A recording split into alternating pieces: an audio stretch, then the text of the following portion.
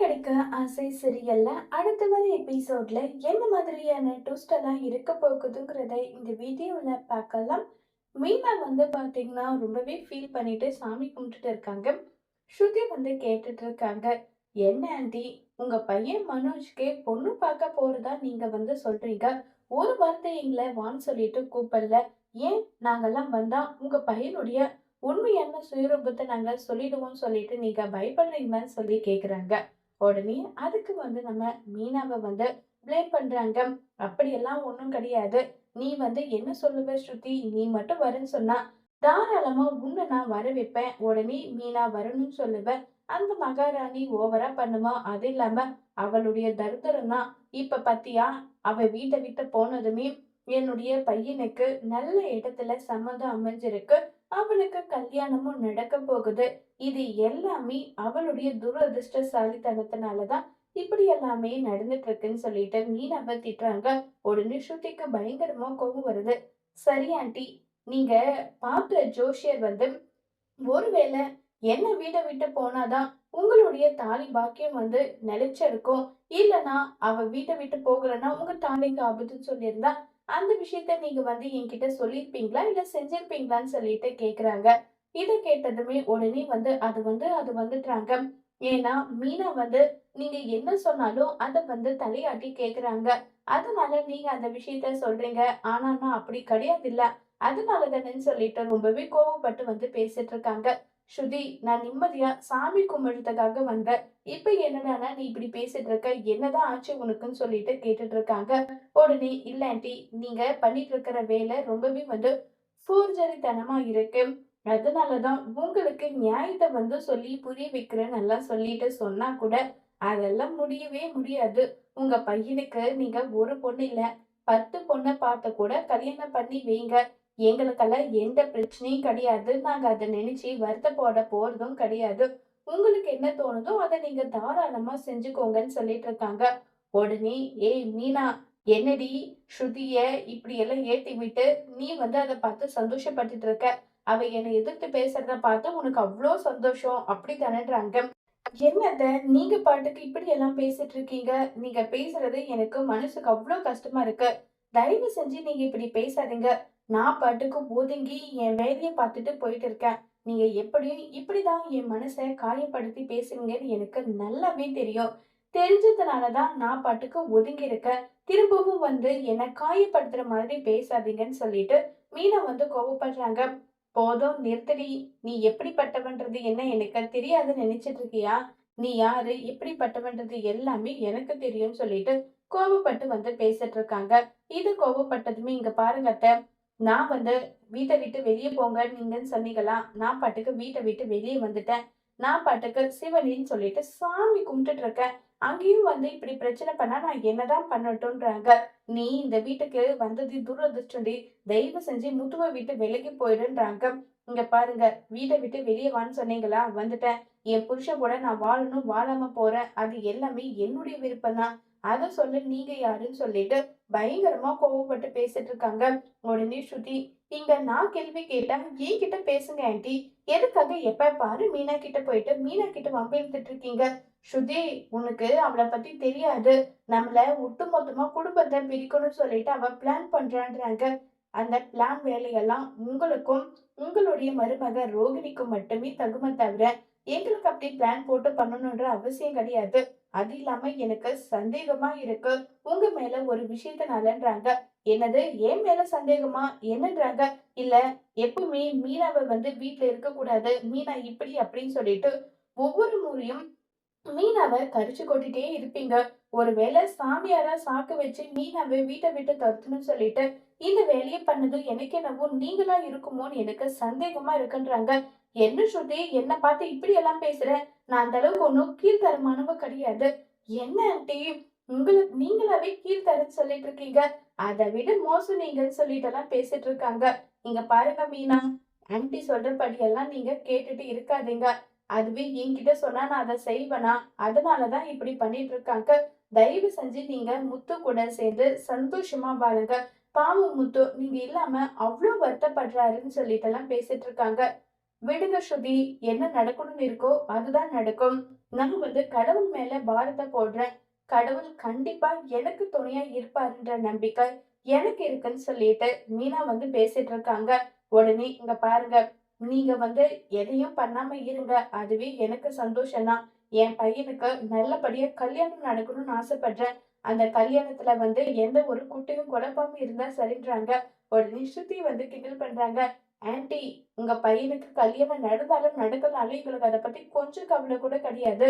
ஆனா உங்களுடைய மருமக, அதுதான் ஃபாரின் மருமக, மலேசியா மருமக, அவ முதல்ல இந்த கல்யாணத்த நடக்க விடுறாரான்னு பாருங்க.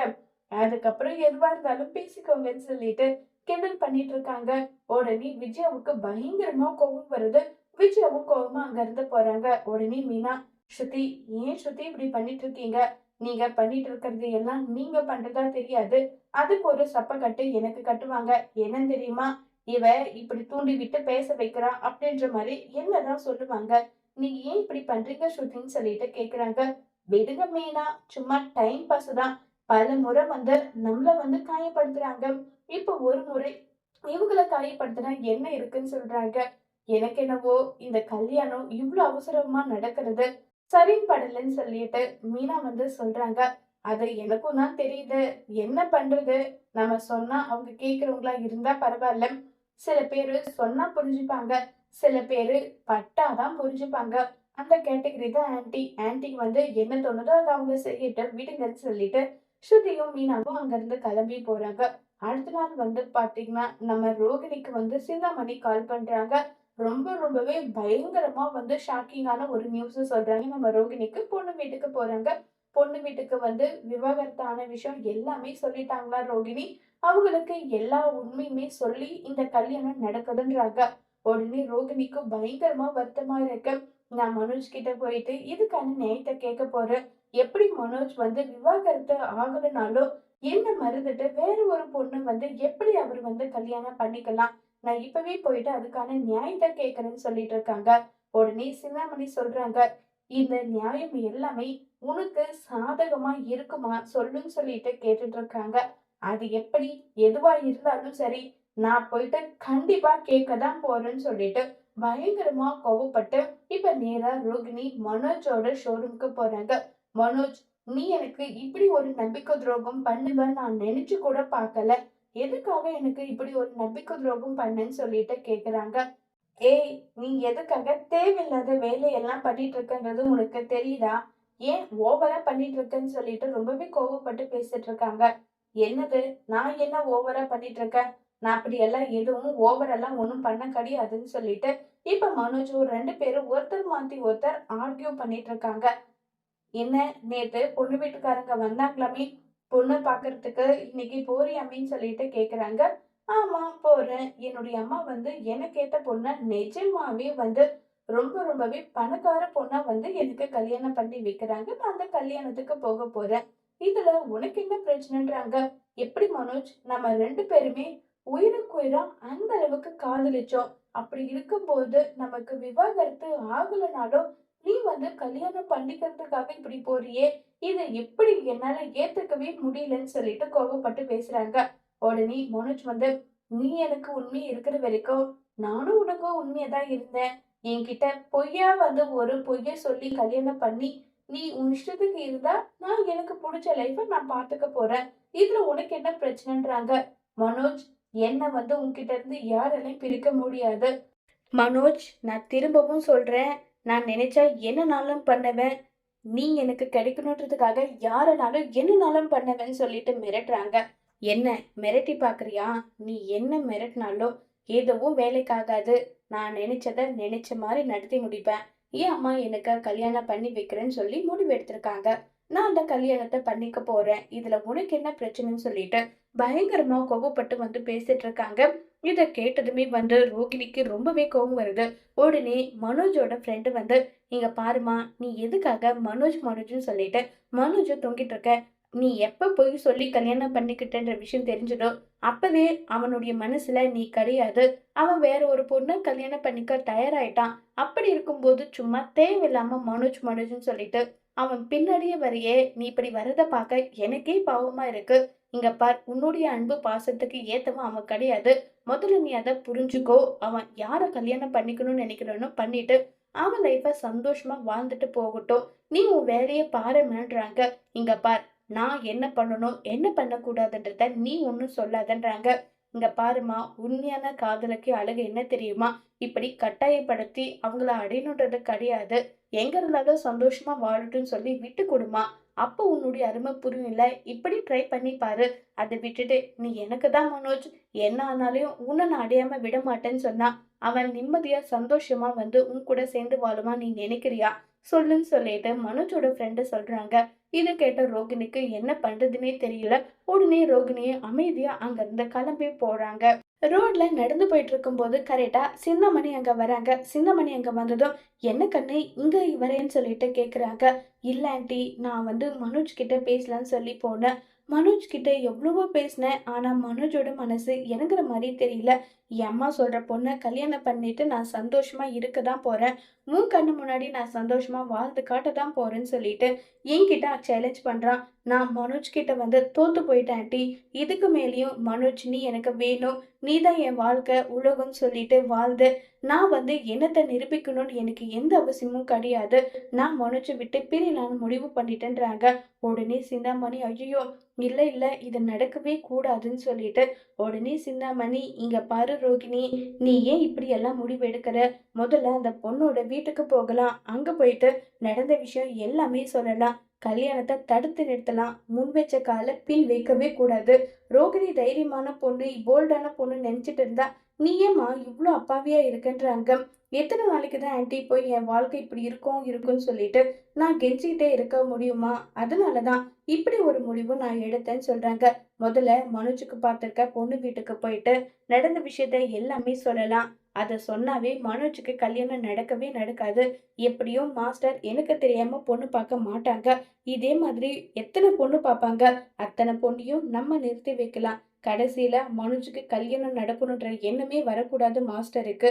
தன்னால நீ மனோஜ் கூட சேர்ந்து வாழுவன்றாங்க. என்னுடைய அம்மா கூட என்னுடைய லைஃபுக்காக இந்த அளவுக்கு போராடுனது கிடையாது. நீங்க என்னுடைய லைஃபுக்காக இந்த அளவுக்கு போராடுறீங்க. உங்கள நினைக்கும்போது எனக்கு அவ்ளோ சந்தோஷமா இருக்குன்னு சொல்லிட்டு இருக்காங்க. சரி முதல்ல வாம்மா பொண்ணு வீட்டுக்கு போகலான்னு சொல்லிட்டு போறாங்க. அங்க போனதும் யாரு நீங்கன்னு சொல்றாங்க. உங்களுடைய பொண்ணுக்கு மாப்பிள்ளை பார்த்துக்கிறீங்களே, அவங்களுடைய முதல் மனைவி தான் இவன்னு சொல்லிட்டு இருக்காங்க. ஓ! நீயா? ஃப்ராடு பொண்ணான்றாங்க. என்ன பேசிட்டு இருக்கீங்க? என் புருஷன நான் உயிருக்கு உயிரா காதலிக்கிறேன். அவர கல்யாணம் பண்ணிக்கணுன்றதுக்காக சில பொய் சொன்னேன்னா, இல்லன்னலாம் சொல்லல. அதுக்காக நீங்க வந்து விவாகரத்து ஆகறதுக்கு முன்னாடியே மனோஜுக்கு கல்யாணம் பண்ணி வைக்கலாம்னு சொல்லி முடிவு பண்ணியிருக்கீங்களே, இது எந்த வகையில நியாயம்னு சொல்லிட்டு கேட்குறாங்க. இங்க பாரும்மா, நீ இப்படியெல்லாம் வருவ, இப்படியெல்லாம் பேசுவேன்னு சொல்லிட்டு முன்னாடியே சம்மந்தி அம்மா சொல்லி வச்சுட்டாங்க. இதுக்கு மேல போயிட்டு தேவையில்லாம நீ பேசி உன்னுடைய எனர்ஜிய நீ வேஸ்ட் பண்ணாத.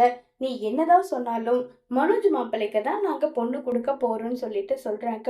இத கேட்டதும் உடனே ரோகிணிக்கு பயங்கரமா கோபம் வருது. ஏய்யா உங்களுக்கெல்லாம் அறிவே இல்லையா? தேவையில்லாம ஏய்யா இப்படி எல்லாம் பண்ணிட்டு இருக்கீங்க? என்னுடைய லைஃப கெடுக்கணும்னு சொல்லிட்டு குறிக்கோளா இருக்கீங்களே, உங்களுக்கெல்லாம் வெக்கமா இல்லையா நல்லா சொல்லிட்டு பயங்கர கோவப்படுறாங்க. என்னம்மா உன் இஷ்டத்துக்கு நீ என்னனாலும் பேசிட்டு உன் இஷ்டத்துக்கு போற. இங்க பாரு, நாங்க வந்து என்னுடைய பொண்ணுக்கு அந்த பையன புடிச்சிருக்கு. நாங்க கல்யாணம் பண்ணி வைக்கிறோம். இதுல உனக்கு என்னம்மா பிரச்சனைன்னு சொல்லிட்டு ரொம்பவே கோவப்பட்டு பேசுறாங்க. ச்சீ உங்ககிட்டலாம் நான் பேச வந்தேன் பாருன்னு சொல்லிட்டு கோவமா ரோகிணி அங்கிருந்து போனதும், என்ன ரோகிணி என்ன ஆச்சுன்னு சொல்லிட்டு கேக்குறாங்க. ஆன்ட்டி கண்டிப்பா என்னுடைய மாமியார் தான் இந்த வேலையெல்லாம் பண்ணியிருக்கோம். இந்த அளவுக்கு கிரிமினலா அது வேலை செய்ய நான் நினைக்கவே இல்லைன்னு சொல்லிட்டு இருக்காங்க. முதல்ல என்ன ஆச்சு சொல்லுன்னு சொல்லி கேக்குறாங்க. நான் போயிட்டு எல்லா உண்மையும் சொல்றேன்னு சொல்லிட்டு சொன்னா கூட, எல்லா உண்மையும் சம்பந்தியம்மா சொல்லிட்டாங்கன்னு சொல்லிட்டு சொல்றாங்க. அப்படின்னா எல்லாத்துக்கும் என் மாமியார் தயாரா தான் இருந்திருக்கு. அதனால தான் இப்படி ஒரு வேலைய கிளவி பார்த்துருக்குன்னுலாம் சொல்லிட்டு ரொம்பவே கோவப்பட்டு வந்து பேசிட்டு இருக்காங்க. இத கேட்டதுமே வந்து உடனே என்ன பண்றதுன்னு தெரியாம ஒரு பக்கம் ரொம்பவே வருத்தத்துல வந்து இருக்காங்க ரோகிணி வந்து. என்ன ஆனாலும் சரி என் உயிரை கொடுத்தனா கூட மனோஜுக்கு கல்யாணத்த நான் நடத்த விடவே மாட்டேன்னு சொல்லிட்டு பயங்கர கோபத்துல வந்து இருக்காங்க ரோகிணி. இங்க பார், இந்த கல்யாணத்த எப்படி நிறுத்தணும்ன்றது எனக்கு நல்லா தெரியும். நான் பாத்துக்கிறேன்னு சொல்லிட்டு சிந்தாமணி சொல்றாங்க. இல்ல ஆன்ட்டி, கடைசி ஆயுதமா ஒரு விஷயத்த நான் வந்து எடுக்க போறேன். இதுல கண்டிப்பா மனோஜ் விழுந்து தான் ஆகணும். மனோஜ் என்னை விட்டு போறதுக்கு வேற வழியே கிடையாது. இதுல நான் மனோஜ ஒட்டுமொத்தமா லாக் பண்றேன்னு சொல்லிட்டு, ரோகிணி அங்கிருந்து கிளம்பி போறாங்க. சிந்தாமணி வந்து யோசிச்சுட்டே இருக்காங்க. அப்படி என்ன விஷயமா இருக்கும்? எந்த விஷயமா இருந்தா என்ன? நமக்கு தேவை என்ன? ரோகிணி நம்ம கைப்பிடியில இருக்கணும். மாஸ்டர் என்ன பிளான் போட்டாலும் அந்த பிளான் நடக்கக்கூடாது. அவ்வளோதான். அத தவிர எனக்கு வேற எதுவுமே தேவை கிடையாது. ரோகிணி ரொம்பவே ஃபயர் மூட்ல தான் போயிருக்கா. கண்டிப்பா இந்த கல்யாணத்த தடுத்து நிறுத்திடுவா. நமக்கு வேலையே சுலபமாயிடுச்சுன்னு சொல்லிட்டு பயங்கர சந்தோஷப்பட்டு அங்கிருந்து கிளம்பி போறாங்க நம்ம சிந்தாமணி. அடுத்ததா மனோஜ் நேரா அம்மா அம்மான்னு சொல்லிட்டு வராங்க. என்னடா மனோஜ் என்ன விஷயம்ன்றாங்க. மா அந்த ரோகிணி கடைக்கே வந்து எப்படியெல்லாம் என்ன பிளாக்மெயில் பண்றா தெரியுமா? உனக்கு இந்த கல்யாணம் நடக்கவே நடக்காது. இந்த கல்யாணத்த நான் நடத்த விடவே மாட்டேன் நல்லா சொல்லிட்டு பயங்கரமா வந்து பிளாக்மெயில் பண்றாமான்னு சொல்லிட்டு ரொம்பவே கோவப்பட்டு பேசுறாங்க. உடனே அண்ணாமலை சொல்றாங்க, அவளுடைய ஆதங்கமும் சரிதானே. விவாகரம் ஆன அப்புறமா நீ வந்து கல்யாணம் பண்ணியிருந்தா அது அவளுக்கு பிரச்சனையா இருந்திருக்காது. எந்த பிரச்சனையும் வந்து அவ பண்ணியிருக்க மாட்டா. அவ வந்து இப்போ எந்த அளவுக்கு கோவத்துல இருக்கா. அப்படிப்பட்ட நேரத்துல கல்யாணம் பண்ணணும்னு சொன்னா பின்ன கோபம் வரதானே செய்யன்றாங்க. ஏங்க நீங்க அறிவுக்கெட்டத்தனமா பேசுறீங்க. ஏங்க இப்படி பேசுறீங்கன்னு சொல்றாங்க. நான் அப்படி என்ன தப்பா பேசிட்டேன் விஜயா? ஏங்க அவ பொய் சொல்லி நம்ம பையனை ஏமாத்தி கல்யாணம் பண்ணியிருக்கா. இந்த விஷயம் தெரிஞ்சு நம்ம விவாகரத்துக்கு அப்ளை பண்ணியிருக்கோம். விவாகரத்து ஆன உடனே என் பையன் மனோஜ்க்கு கல்யாணம் பண்ணி வைக்க போறேன். இதுல அவளுக்கு என்னங்க பிரச்சனை? எதுக்காக தேவையில்லாம இன்வால்வ் ஆகுறா? அவளை இதுக்கு மேலேயும் சும்மா விடவே கூடாது. முதல்ல நான் போயிட்டு போலீஸ் ஸ்டேஷன்ல கம்ப்ளைண்ட் பண்றேன். இந்த மாதிரி பண்ணிட்டு இருக்கான்ற விஷயத்த அவகிட்ட சொன்னாதான் அவ அடங்குவான்றாங்க. விஜயா கொஞ்சம் பொறுமையா இரு. எல்லாத்துக்கும் அவசரப்படாத. ஆமா, அவ என்னனாலும் பண்ணுவா. அத பார்த்துட்டு நான் பொறுமையா இருக்கணுமா? எவ்ளோ தைரியம் இருக்கணும். தப்பு பண்ணதெல்லாம் அவ. அந்த தப்புக்கு வந்து நாங்க ஒரு ஆல்டர் பண்ணா, அத வந்து ஏத்துக்கிட்டு இவ இப்படி பண்ணிட்டு இருப்பாளா? என்னாலலாம் இதுக்கு மேல பொறுமையா இருக்க முடியவே முடியாது. அவளுக்கு முதல்ல போலீஸ் ஸ்டேஷன்ல போயிட்டு கம்பி எண்ணி களி தின்னாதான் அவளுக்கு புத்தி வரும். இனி அந்த ரோகிணிய சும்மாவே விடமாட்டேன்னு சொல்லிட்டு ரொம்பவே கோவப்பட்டு பேசிட்டெல்லாம் இருக்காங்க. விஜயா நான் சொல்றத கேளுன்னு சொன்னா கூட, ஏங்க நீங்க என்ன சொன்னாலும் அதெல்லாம் நான் கேட்கவே மாட்டேன். கண்டிப்பா நான் வந்து அவளுக்கு போலீஸ் கம்ப்ளைண்ட் குடுத்து அவள ஜெயில்ல தள்ளுனாதான் எனக்கு நிம்மதின்னு சொல்லிட்டு விஜயாவும் மனோஜும் அங்கிருந்து கிளம்பி போறாங்க. இப்ப விஜயா போயிட்டு ரோகிணி மேல போலீஸ் கம்ப்ளைண்ட் குடுத்தா, ரோகிணிய உள்ள புடிச்சிட்டு போவாங்களா? இல்ல நம்ம விஜயாவுக்கு பேக் ஃபயர் ஆக போகுதா? விஜய் இதை எப்படி வந்து சமாளிக்க போறாங்க? ரோகிணி இதுக்கு ஆல்டரா என்ன ஒரு விஷயம் செய்ய போறாங்க? இதனால விஜய் ஜெயிலுக்கு போவாங்களா? இல்ல ரோகிணி ஜெயிலுக்கு போவாங்களாங்கிறத வரப்போற எபிசோட்ல வெயிட் பண்ணி பார்க்கலாம். Thank you.